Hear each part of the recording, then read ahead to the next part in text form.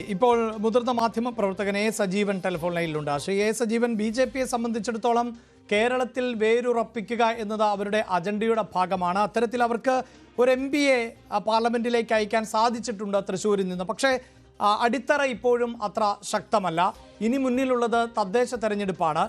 ഈ തദ്ദേശ തെരഞ്ഞെടുപ്പിൽ അടക്കം കൃത്യമായി വിജയിച്ചു വരിക, അങ്ങനെ ചില സ്ഥാപനങ്ങളെങ്കിലും പിടിച്ചെടുക്കുക എന്നൊരു ലക്ഷ്യമുണ്ട്. അതിനൊരു സംഘടനാ സംവിധാനം ശക്തമാക്കേണ്ടതുണ്ട്. നിലവിൽ ഒരു ടീം ചന്ദ്രശേഖർ ഡെവലപ്പ് ചെയ്യേണ്ട സാഹചര്യം ബി.ജെ.പിക്കില്ലേ? അതിനെ വിജയകരമായി തന്നെ ഇംപ്ലിമെന്റ് ചെയ്യാൻ ബി.ജെ.പിയുടെ ദേശീയ നേതൃത്വത്തിന് സാധിക്കുമെന്നാണോ താങ്കൾ പ്രതീക്ഷിക്കുന്നത്? താങ്കൾ പറഞ്ഞ പോലെ ബി.ജെ.പിക്ക് കേരളത്തിൽ കാലൂന്നുക എന്ന് പറയുന്ന ലക്ഷ്യമുണ്ട്. പക്ഷെ അത് ബി.ജെ.പിയുടെ ദേശീയ നേതൃത്വത്തിനാണ്.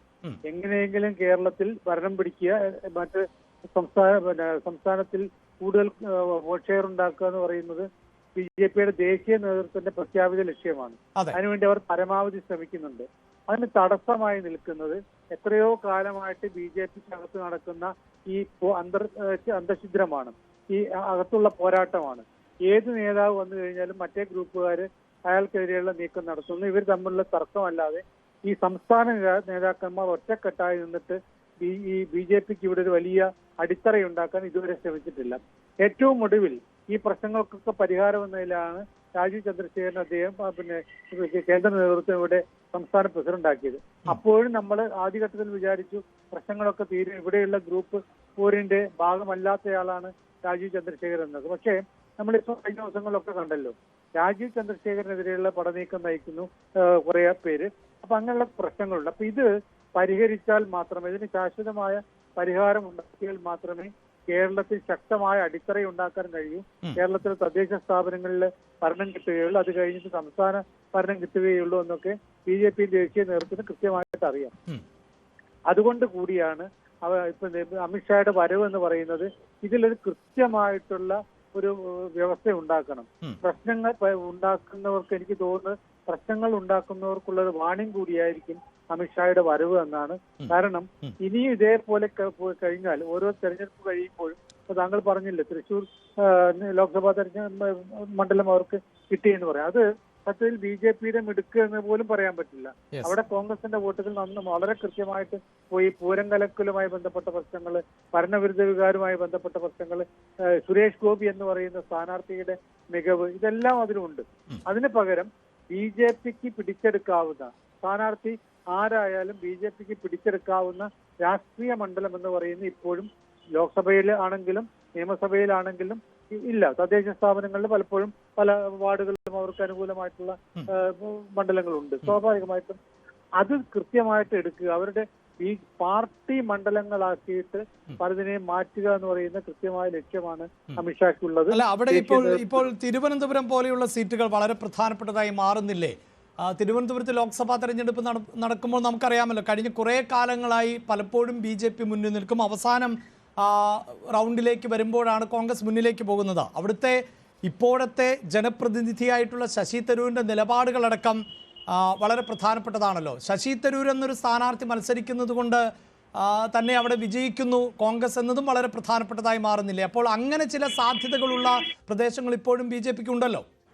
തീർച്ചയായിട്ടും ബി.ജെ.പിക്ക് നല്ല സ്വാധീനമുള്ള കുറെ മണ്ഡലങ്ങൾ, ഇപ്പൊ നിയമസഭാ മണ്ഡലങ്ങളിൽ മഞ്ചേശ്വരവും കാസർഗോഡും ഒക്കെ അവർക്ക് വളരെ സ്വാധീനമുണ്ട്. അവർക്ക് വേണമെങ്കിൽ ജയിക്കാവുന്നതാണ്. ആ ജയിക്കാനുള്ള തന്ത്രങ്ങളിലേക്ക് അവർക്ക് പോകാൻ കഴിയും. ജയിക്കുന്നതിന് അടുത്തെത്തുന്ന ഒരവസ്ഥ. ഇപ്പം താങ്കൾ പറഞ്ഞ തിരുവനന്തപുരം ലോക്സഭാ മണ്ഡലം, അവിടെ ശശി തരൂരാണെങ്കിൽ പോലും കൃത്യമായിട്ട് ഒറ്റക്കെട്ടായി നിന്ന് പിടിച്ചെടുക്കാവുന്ന ഒരു അവസ്ഥയിലേക്ക് അവർ പോയിട്ടില്ല. അതിനെ പറ്റിയ സ്ഥാനാർത്ഥിയെ കണ്ടെത്തുക എന്ന് പറഞ്ഞ് പോയിട്ടില്ല.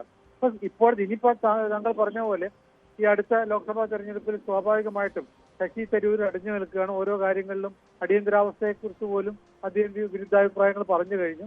അപ്പൊ കോൺഗ്രസിനകത്ത് വലിയ തോതിലുള്ള മോദി സ്തുതിയുമുണ്ട്.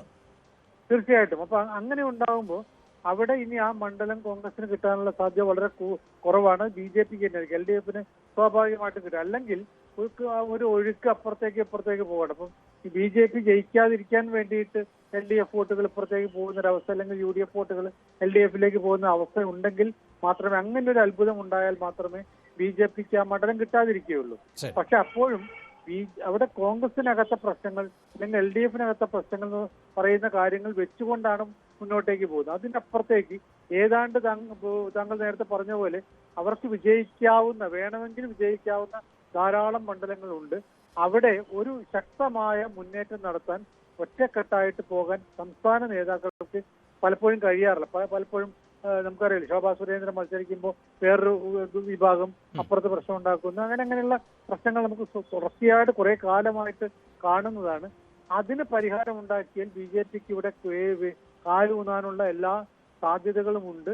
അത് എങ്ങനെ എന്നുള്ളതായിരിക്കും ഒരു പക്ഷേ അമിത്ഷായുടെ ഇപ്പോഴത്തെ വരവിൽ പരിഹരിക്കപ്പെടാൻ പോകുന്ന അല്ലെങ്കിൽ പരിഹരിക്കാനുള്ള ശ്രമം നടത്താവുന്ന ഒരു കാര്യമെന്ന് ഞാൻ വിചാരിക്കുന്നു. ശരി, വളരെയധികം നന്ദി ഞങ്ങളോട് പ്രതികരിച്ചതിന്. ഇപ്പോൾ ഷാബു പ്രസാദ് കൂടി ടെലിഫോൺ ലൈനിലുണ്ട്, വലത് നിരീക്ഷകൻ. ശ്രീ ഷാബു പ്രസാദ്, നേരത്തെ മുതിർന്ന മാധ്യമപ്രവർത്തകൻ A സജീവൻ വ്യക്തമാക്കിയത്, അതായത് കേരളത്തിൽ കൂടുതൽ സ്വാധീനം ചെലുത്തുക, കേരളത്തിൽ നിന്ന് കൂടുതൽ സീറ്റുകളിൽ വിജയിക്കുക, അങ്ങനെ പടിപടിയായി ഭരണം വരെ പിടിക്കാവുന്ന ഒരു സാഹചര്യത്തിലേക്ക് കേരളത്തെ മാറ്റുക, അത് BJPയുടെ ദേശീയ നേതൃത്വത്തെ സംബന്ധിച്ചിടത്തോളം കാലങ്ങളായുള്ള ആഗ്രഹമാണ്. പക്ഷേ അതിന് തടസ്സം നിൽക്കുന്നത് സംസ്ഥാനത്തെ നേതാക്കളാണ്. ഇപ്പോൾ